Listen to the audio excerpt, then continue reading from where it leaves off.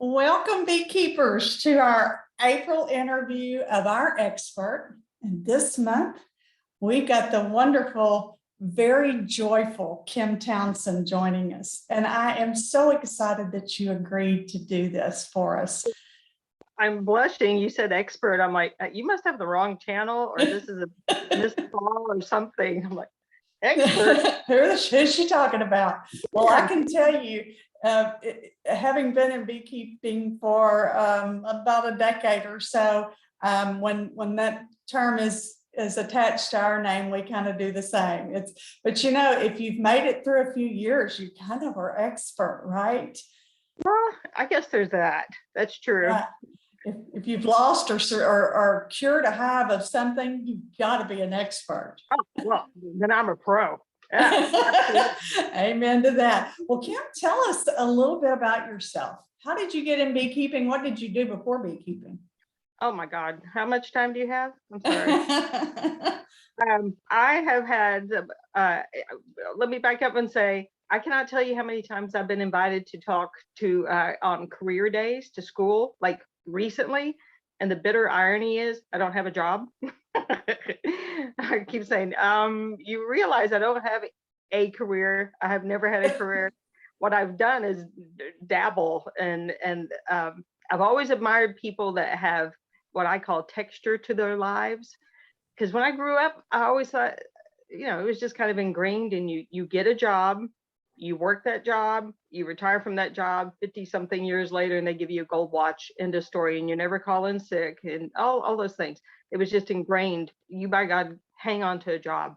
Right. And then one day when I was in high school, one day in my chemistry class, we had a substitute. The guy's name was Randy Chisholm. And I'm telling you, one day, one class period, I'll never forget this guy's name. And he came in and he talked to us about all these things that he had done in his life, including being a lumberjack and being a cook at a camp and all kinds of things. He worked on a ship, and I was like, oh, what? You can do more than one thing when you're a grown up? Oh my God. And it kind of took the pressure off, you know, when you're 16, 17, as people start saying, so what are you going to be? So what are you going to study? What are you going to, you know, what are you going to be when you grow up? And when you go to college, what are you going to study? Instead of this ball and chain around my ankle, making me think that, oh my God, I had to pick something for life right now. I don't even know one. Yeah, and that's it. You're stuck. Yeah. That's the first time it was ever even hinted at. You could change your mind, or you could do two things, maybe three. And wow. Oh my God, I will never forget Randy Chisholm. So he changed my life just by mentioning that. So all of that is to say, one thing that I've consistently done throughout my life is I've been a musician since I was 5 years old. And so no matter what I'm doing, I'm usually also doing music on the side, or sometimes more at the forefront. So there's that. And then I've been in the medical career, various aspects of the medical field. Everything from lab to clinical lab to phlebotomy to emergency medicine to I was a coroner's assistant for a while. Wow. I wanted to go into forensic pathology, and then I ended up working for a psycho, and who was actually profiled on 60 Minutes. So that should tell you. Wow, a real psycho. Oh yeah, honest to God, yeah. He was in federal penitentiary twice. So he was an honest to God whack job. So wow. I kind of lost my taste for it for a little bit, but I still read stuff about, you know, autopsies and forensic pathology. Wow, very interesting. Yeah, medical. So how did those, because I know you sing beautifully. I have had the opportunity to hear you, and you are an absolute angel singer. How did those lead you to beekeeping? Well, for medicine, I ended up as an elementary school teacher. And then I've done some other things as well as construction and stuff like that. And then I got fairly ill, and my mindset was like, oh my God, life is so short. I should take some chances while I can, because I don't know how, you know, much sicker I'm going to get. So I put all my energy into being a singer-songwriter for a period of time. And so I was touring and things like that, and recorded a couple of CDs. And with the second CD, things were starting to move along. And the CD had just come out, and my brother was diagnosed with ALS. And so and that's also known as Lou Gehrig's disease. Right. And the normal life expectancy is 2 to 5 years. So, some people pass within 6 months, some people last a little longer, but the average is 2 to 5 years. So, panic sets in, and you just think nothing is more important than my brother right now. Mhm. And so the first thing he lost was the ability to use his hands. It's a neuromuscular disease, meaning the Mhm. connection between the brain and the muscles kind of Mhm. conks out. So he can think he wants to move his hand or his legs, but the bridge is out. I see. Oh yeah, it's just a horrific disease. You end up becoming like a mannequin, but you're completely here in your brain. You're alive and conscious, and your personality, everything is here. It's your body's not cooperating. It's just the most horrific, nightmarish disease I can imagine. But all of that is said, he lost the use of his hands first, and just imagine life without your hands. You can't wipe your own eyes or any other body part. Right. Yourself, you can't lift a glass. I mean, you can't do anything. So music became very unimportant very quickly. Right. He was the most important thing. And so I was his primary caregiver for several years, and then kind of cutting to the chase, then my parents retired, we all moved in together, so mom and I care for my brother full time now. And so that was kind of my life then, was just caregiving. I mean, that's really became my life. But then God had some other plans. We moved into the house where we're at right now. Don't look at the background because I've got a dying plant behind me. And so I one day I was doing some landscaping out front. We just moved in not too long before that, and I was out front doing some stuff, and I've worked out front for several days, and this one day, like my third day working in this flower bed, getting things all situated, and I backed away because I thought, what is that noise? And I was looking around and back, and I looked up, and there was this big black glob of something up on our eaves of our garage. So I was like, what is that? And so I got up a little bit closer, and it was bees. I was like, shut up. I'd never seen it. In my life, I'd never seen that before. It Wow. was so exciting. I mean, I wasn't afraid. I don't know why, but I wasn't afraid. Well, first of all, I've been sitting right underneath them for days. So, Right. and I just sort of instinctively knew I didn't want to kill them, but I very uninstinctively, I had no idea, who do you call? So I started looking for, bee people. I mean, what even look it up, bee people to take live bees stuff. And Right. so I ended up calling some guy. I call him Baby Huey to this day. I honest to God don't remember his name. My mind has flushed his name and his face from my memories because he was an idiot. He came and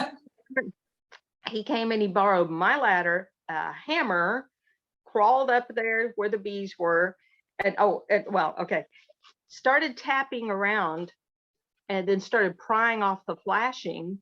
No smoke, no nothing. I mean, not that I knew anything then, but this is what he did. Tap, tap, tap, started prying the flashing, and the bees came out and stung me. He came flying down that ladder. Oh my God, you've got Africanized bees. Ah. Like, what? Like, no, I even knew that much, So, Right. and I'll back up and tell you this. I took pictures, of course, of the whole process because it was fascinating. And him fascinating for the wrong reasons. But Right. I can tell you now, knowing what I know, even then, I recognized something ain't right. He went to put on his bee gloves, and he put them on, and then he pulled his hands on it, and he went like this and dumped something out on our sidewalk. Uh-huh. Wax moth larva. Oh gosh. Yes, in his gloves. So even I was like, ew. I mean, who has worms in your gloves? Their gloves. I said, I've "What never is-" heard of that. That's Oh, new. yeah, I've got pictures and video of it. Oh my. Because it's just something you don't see every day. And Right. so I said, "What is that?" And he's like, "Oh, they're just some little worms, they kind of get in there and eat out the wax and all that." Can you say hygiene? I mean, I know that now, but Right. anyway, so that was before he crawled up there and got the bees stirred up and came flying down and declared them Africanized. And Yeah. he literally ran off. Oh, Yeah. wow. Left you the problem. Yeah. And I thought, okay, A, you're an idiot. And two, they're not Africanized. I even knew that much. So I resumed my search, and thank you, Jesus, I found Rex Smith, if you're familiar with Rex. I've not heard of him. Oh, he's an amazing guy. So he came, and first he looked, and then, long story short, he did our bee removal in a very professional manner.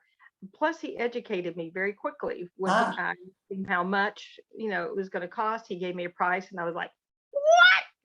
And I said what everybody else says, but you get to keep the bees, and you get the free honey, Right. And so, thankfully, he was very kind and took advantage of the moment to educate me. And I simply didn't know. You had to have a hive box to put the bees, that cost money, and just on and on. So, and he was indeed here for 2 days, and he rebuilt the spot.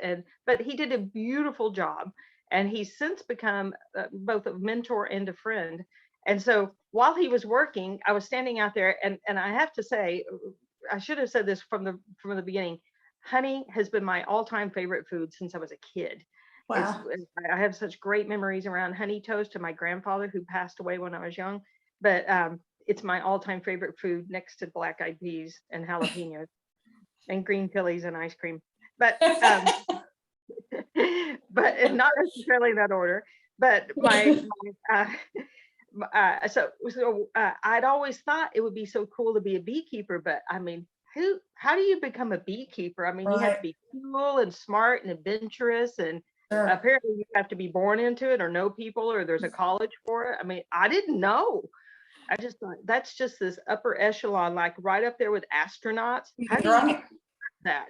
So anyway, because I'd expressed interest in beekeeping years before, my family had bought me an unassembled hive box.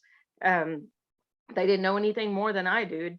So while Rex was working, I said, "Hey, if I've got this unassembled hive box up there, if I was to go and build it real quick, could you put those bees in this box?"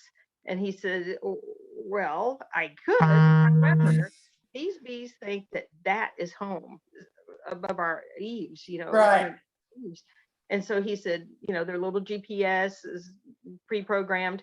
He said, "However, they only live about 6 weeks. So if I take your bees to my bee yard and let a generation die off, yes, I can bring them back." So I was standing there thinking about it, and I said, "Well, what if you take our bees, and you take my bee box and bring me back some of your bees?" And he was like, "Yeah, I'll do that." So literally the next day I became a beekeeper. I'll be darned. I What a great story. What a great story. Yeah, I didn't know jack. Yeah. Well, I can attest for a lot of beekeepers that I've talked to, and not knowing jack is a prerequisite for becoming a beekeeper. Astronaut level, no. You've done. I love your story. Absolutely love your story. I know that you are a bee wrangler that has turned into a I don't know how full-time, but you do quite a bit of removals when you have that's a business, right? Yes. For you.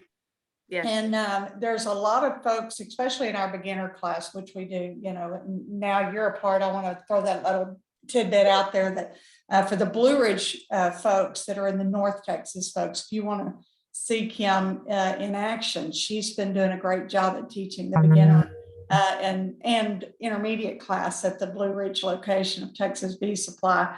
But there's that questions always comes up of obtaining bees, of can I get a swarm? And that is a very good segue to get off into the April beekeeping. So it's swarm season. I mean, it is starting. Y'all are a little cooler and your weather's not been as conducive as ours has been here lately, but it is swarm season and it started about a week ago. So what do you do in your hives? Because you've got hives now. Oh yeah. Not just taking other people's problems and correcting it for them. What are you doing in your hives right now, prepping for swarm season? Are you moving things around, moving bees? What are you doing? Making splits? What? Well, I hadn't started splits yet, but I did order my queens. So, you know, I learned the hard way. That's something you have to kind of get ahead of. I mean, if you're brand new beekeeper, that's not necessarily a worry. But once you're into it a couple of years, you need to start thinking very forward and way in advance, because to get queens starting in March and April, it's just, I mean, you might as well be looking for a Bitcoin or a gold bar That's somewhere. so true. Mm-hmm. Yeah. And, you know, just because of circumstances and availability and weather and all those things, they unfortunately, fortunately and unfortunately, can be at a premium. So you either need a really good local source where you know how to wink, wink and bring a cobbler or something like that, and they'll slip you a queen. Right. Or you have to place your order in advance, like, honest to God, starting in November, which seems so contrary to most people like me, who's always, you know, a day behind and $1 short. But you really do have to start thinking in advance of, okay, what are my numbers most likely to be? How many, you know, I mean, there's no way to know in advance how many of your hives may not make it through the winter, but nonetheless, it's better to have queens available and you're ready to make your splits, and then you could sell somebody your queens than to need to make splits and you don't have anything. And so, you know, I prefer to go that route now, because I've done the other. But to answer your question, besides ordering queens, then yes, I try to get into my hive boxes at this time of year and start looking to see, first of all, did the bees make it over the winter? What are the numbers looking like? I always try to find the queen, and here's why. Only because I've been doing this a little bit, not as long as Blake or y'all or whatever, but still, I know now that the older your queen is, the less viable her eggs are. If she's fairly old, she can just start laying drones, and that will kill your hive. So you want to make sure you have a young enough queen, 1-2 years. So I'm looking. I actually, besides just seeing larvae, open or capped brood, I want to see my queen. I want to check what her marking is. I do try to keep my queens marked. I mark my own, but you can buy them that way. The color means something if you purchase them that way, or if you mark your own. Just know that the color means something. It corresponds with a certain year. This year's color is going to be yellow. Last year's color was white. It was blue before, green before that. And anyway, it's an international marking system. So if I go in there and I see a Smurf colored bee, she's old. She's old. She needs to go. So that's one thing I'm looking at, are my queen colors now. And so I'll mark my hive with a piece of tape or something. So, and I also keep notes. I keep notes on I have a notebook. I do hive inspections, and I've finally, after all these years, I've come up with a good hive inspection, what's the word? Checklist. Yeah. So that every time I'm out there, I've got columns and I can just go chung, chung, chung, chung, and I know exactly what I'm seeing and all that. It took me a while to develop it, but it works for me. I'll just say that. So I always mark if I've seen the queen and what color she is. So then I also make a note if I need to requeen, and then I put a little piece of tape on the outside of a hive if I'm going to requeen and possibly split that hive. And so the other thing is, I'm looking to see if I've got two deeps, if my queen is laying in the top box with her brood and the bottom box is empty, I'll flip them. because bees move up. They don't typically move down when they start, when she starts laying. When she runs out of room up here, even though she could have 10 frames of drawn comb below her, she doesn't typically start going down and looking Right. around.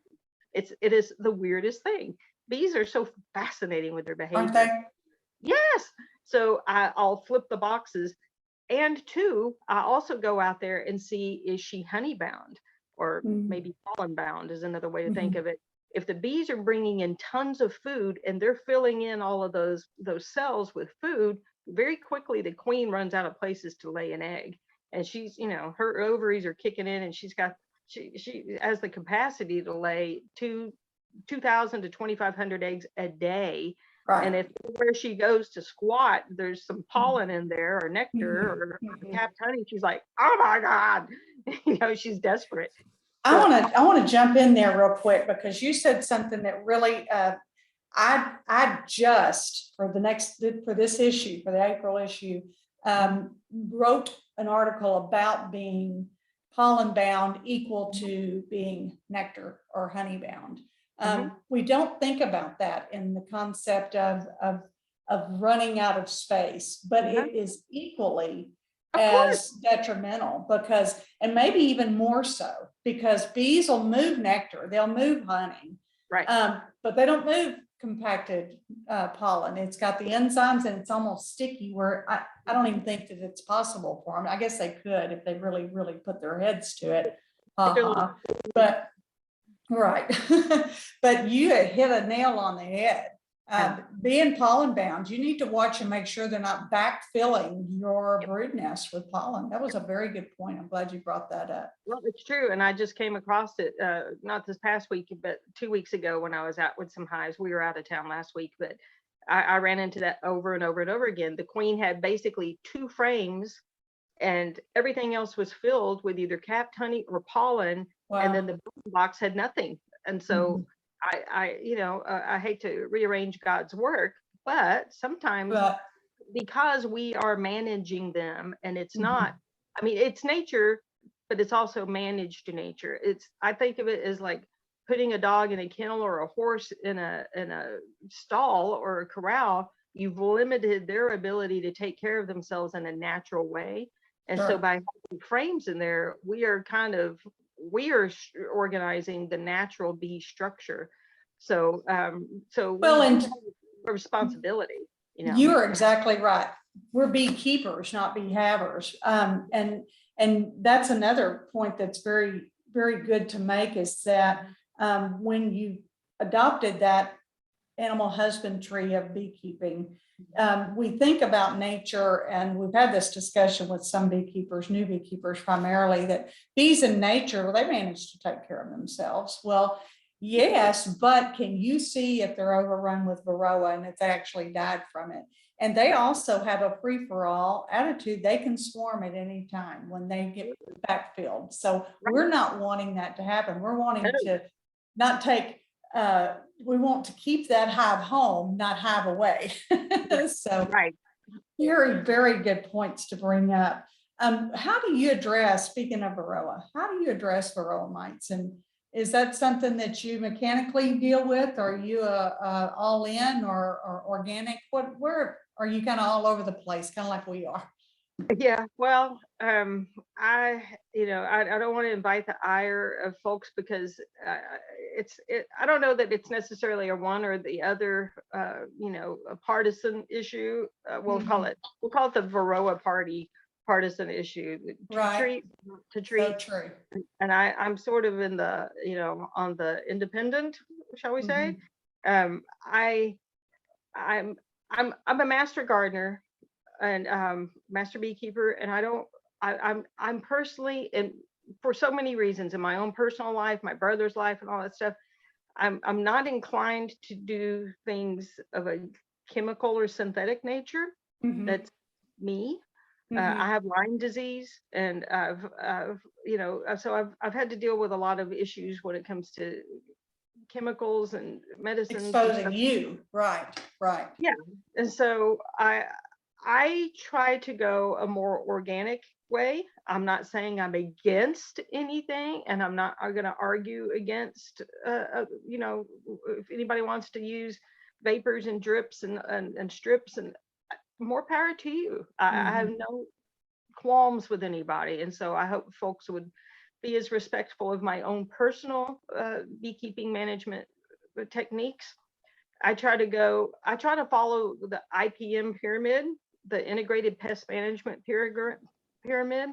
And at the bottom, you do organic or mechanical methods. Right. At the very top, you go with like, oh my God, napalm. So, and then there's all these steps in between. Right. So starting with the most, I'll say natural, if you will, or mechanical means of or in my mind, mechanical means of helping. First and foremost, I look for bees with VSH, habits. That's Varroa sensitive hygiene. So, and please don't ask me to start naming off breeds of bees that it's a quality for folks that don't know. VSH, Varroa sensitive hygiene, is a trait that some bees have more than others, and that is a grooming thing. And I don't mean they're combing their hair, Well, maybe that too. But they are more inclined than perhaps some other genetics bees, or whatever I'm trying to say, the breeds. Breeds, thank you, of when they see a Varroa mite, of grooming it, in other words, picking it off of their sisters or brothers. Kind of think about certain monkeys in trees. They're constantly picking and pulling off of one another. Well, that's what some bees are more inclined to do than others. And so I know that Russians, especially pure Russians, are supposed to be one of the highest VSH bees, or have the highest VSH qualities. It's kind of hard to use that in a sentence, but so last year I started using Russians. I'm going to be getting some Russian queens this year, as well as some Russian nooks again. I didn't personally have any problems with them. I did not find them particularly spicy or aggressive. I know that they don't recommend Russian bees for new beekeepers. You want new beekeepers to have a good and pleasant experience, preferably with gentle bees. Yeah, you don't want them to freak out and be pounced on. I'm just saying I didn't find them to be particularly aggressive, and maybe that was a fluke, or maybe that's just they're just nicer than they think. Our experience with Russian bees are pretty good as well. I can say that our best honey production, well, I say best, the year we won a nice little blue ribbon on our honey at the TVA conference was off a Russian colony. They get those that aren't familiar with Russian bees. They are of a bit of they have a bad reputation of being a little spicier, like Kim just mentioned, and it is of a little more. They aren't as sweet as our Golden Cordovan by any stretch, or our Texas 5000 Italian Carniolan mixture, but they're good bees. And if you ever want to look into that, there's actually a Russian beekeeping society. One other thing I want to add to that before we move on to the next question is that the VSH, Varroa sensitive hygienic trait, also, and you did a very good job of describing their hygiene. That is exactly right. Is that they can sense Varroa developing down in those cells, and in doing so, they decap that cell, extract that pupa, and pull it out. And not only does it, unfortunately, it kills the pupa, but it kills the Varroa. And we know that little lady that went in there, she's laying an egg or a new Varroa every 30 hours. That is a huge benefit in order to, so VSH queens you hit the nail on the head with that. That's a great Varroa management tool. Thank you. Well, it's my first line. And so I also ordered some VSH pole line queens. Mhm, mhm, I just bit my tongue. VSH pole line queens this year as well, mhm. and some others, but all of the bees that I've ordered this year are all have that VSH. And BSH tendency. so That's fabulous. that's my first thing. Secondly, then I tend to use screened bottom boards. You know, once we get to decent temperatures around here, I take out my bottom board covers, and Mhm, that way, you know, if and when Varroa are groomed off of the bees or just freakishly fall off, which is mhm. unlikely. They don't usually let go on their own volition. Not typically. Usually they're not like, they're more like Tarzan. They really hang on. But Right. if they fall off or get groomed off, then they'll fall through the screen. And so, you know, presumably they're not crawling up the woodwork to get back in. So those are my two first things that I do. And then I do mite checks and all that. So I hope that answered your question. Well, But it does. It does. And, you know, there's a lot of people that choose the mechanical means for rural control. And we do too. Every single hive we have, we're right on your page. We've unfortunately had to take it to the organic treatment level, and at times go even beyond that with the more synthetic issue. But that's just because of a particular event, and you know, to each his own. And one thing with beekeepers, and you know this, having been a beekeeper for many years now, don't undercut yourself because you've been there, you've been here long enough.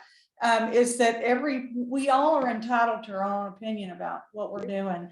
And I welcome what you say. If it works for you and what I do works for me, then what we both won, the bees won.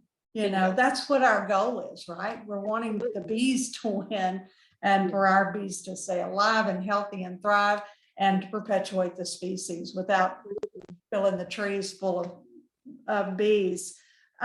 So we're, you know, looking at April. When are you going to be putting supers on? I mean, is that something that's in your very near future, or I hope to start?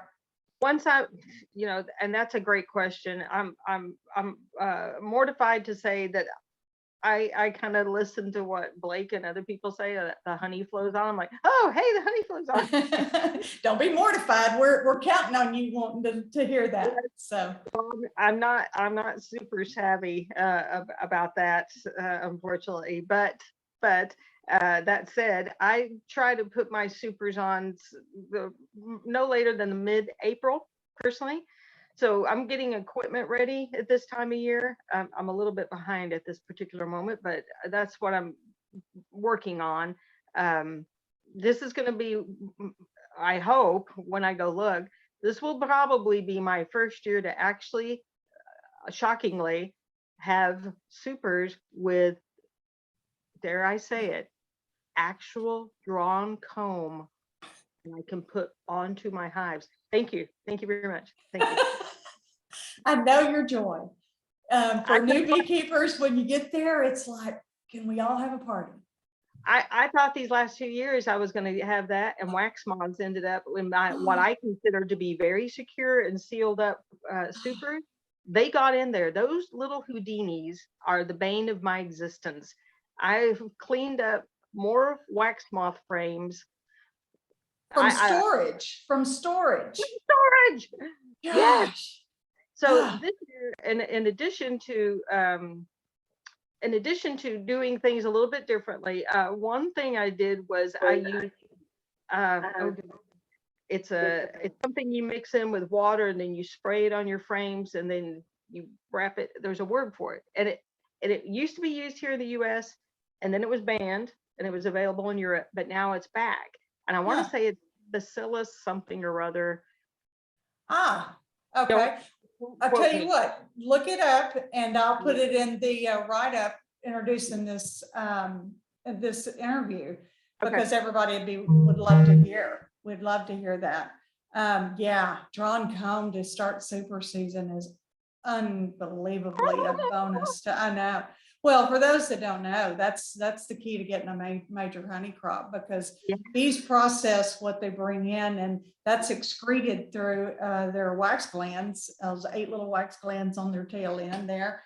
And it takes quite a bit of nectar to get that going. And if they've got to expend all their energy into making wax, then that's nectar not going into cells. So very good point. So you're prepping for honey super time.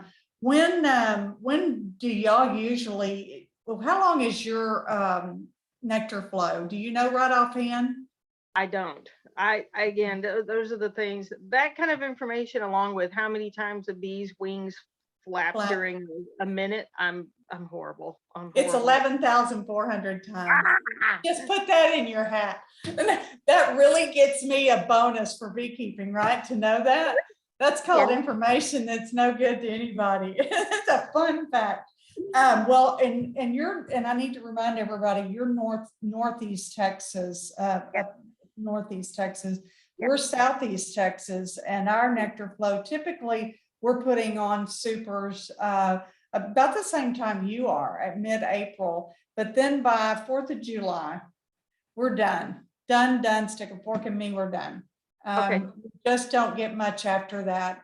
But a lot of what we get is the Chinese tallow. What is y'all, do you happen to know what your major nectar producer is? Somebody told me one time, and I cannot think of the name of the plant that's in your area that's a major nectar producer. Do you know what it is offhand? Off the top of my head, I don't. I know that most of our pollen comes off of wildflowers. Strangely, my bees, 3 years ago, I got honey that tasted very apricot-y or peachy. There's no peach trees around here. Terrell is the closest, but that's like 20 miles away. I can't imagine my bees hitching a ride over there. No, that's quite a distance.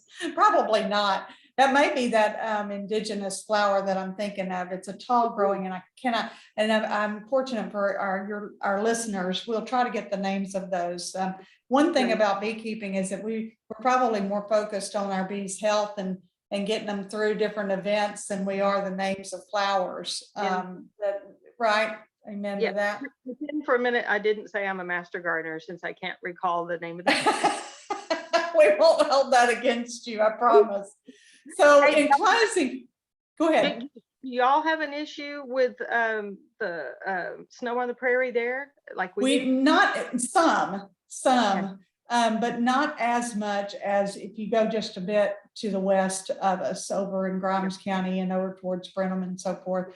Not so much as others, but yes, I know that's almost a division mark, that we want our supers full before snow on the prairie hits. And for new beekeepers listening, that is not a sweet plant. It will taint what was in that honey super and turn it nasty, right, Kim?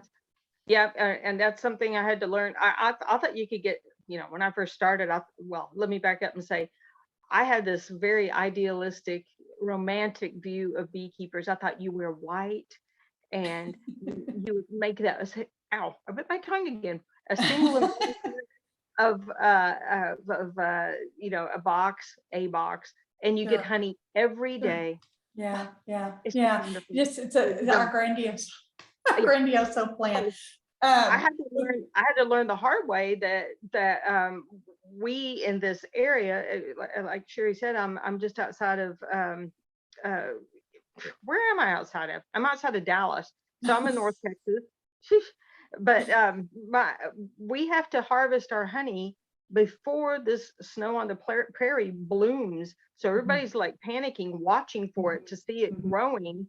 And you don't want it to start blooming, because that pollen from that plant, when they bring it in, as she said, it makes your honey kind of spicy, like hot. Think jalapenos, but not quite jalapenos. But on the back of your throat, you get a burn, and people don't like it. Bees don't seem to mind it. So we harvest our honey. We pull those frames before the snow on the prairie blooms. Then we put our supers back on, let the bees rob it out or whatever. And any honey that the bees make after we've harvested, they'll eat it over winter. They don't care about the snow on the prairie, but most people don't enjoy eating snow on the prairie honey. So I know other states, they get to harvest, sometimes 2, maybe even 3 times a year, but they're not dealing with this restriction of the stupid plant. And by the way, it Right. looks like it came from Mars. It's this really weird, Yeah, it is. gnarled Martian looking plant. Yeah, it looks a lot like goatweed. We have goatweed around here, and it doesn't taint our honey. Our special plant like that's called goldenrod, and that's a September nectar flow. But it's really a bonus for our area because it kind of gives the bees a little boost. But it smells like, are you ready? Dirty socks. So that's when your customers go, yeah, I'm thinking I'm gonna go down the road. We make sure we pull off. Well, Kim, we're about out of town, but I could visit with you for hours, and I'm sure that our viewers could as well. Just give us a couple of 2 or 3 minute send off. What's your some kind of major point you'd like to give our beekeepers that maybe might be a good tip for them to go forward with this spring? I would say that's a great question. I always tell people whenever I'm mentoring or teaching or something like that, I always tell them, take your phone out with you. Beekeeping to me is such a blessing. I feel like every time I'm out with the bees that I'm in church. The sights, the smells, the sounds that you get to hear, that you are blessed to hear, that so many, I mean, really, we're a very small percentage. Don't ask me for numbers, but we're a very small percentage of the society that gets this opportunity to work with bees. Right. Most people are freaked out, maybe unnecessarily, and some justifiably, but mostly people that say they're allergic to bees, what they're really saying is, I don't want to get stung because it hurts. But Right. I get it over. It's no big deal. But my point being is that, and I'll apply this to my brother's situation. My brother will never walk again on this earth, and he will never have the opportunity to put on a bee suit and come out with me. The one way that I can share what I'm experiencing is to go out there and take pictures and take videos. Sometimes I'll bring a frame and I'll bring it to the window, and he turns his power chair around and I'll hold it up. And I've brought in an empty, no bees on it, but I've brought in a frame of honey and gently set it on his lap or brood or something like that, so he can see things up close. But generally speaking, he lives kind of vicariously through my pictures. And so share these experiences, whether you entice other people to become beekeepers or not, or whether you end up winning a photo contest or not. Do it for yourself. It's a great way to keep records. It's a great way to get an accurate diagnosis. The better your picture, the better you can present it to somebody when you want to know, what is this? Is it a hive beetle larva? Is it a wax moth larva? Is it, I don't know what, foul brood, whatever.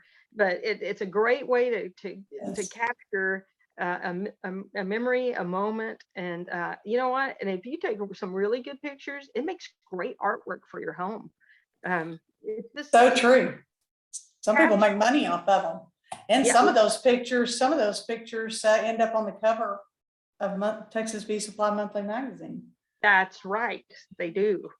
Kim, I appreciate your time so much. You're such a joy to the beekeeping community, and everybody needs to look forward. We're going to have Kim back as definitely writing articles, and I love your photos that come out from time to time.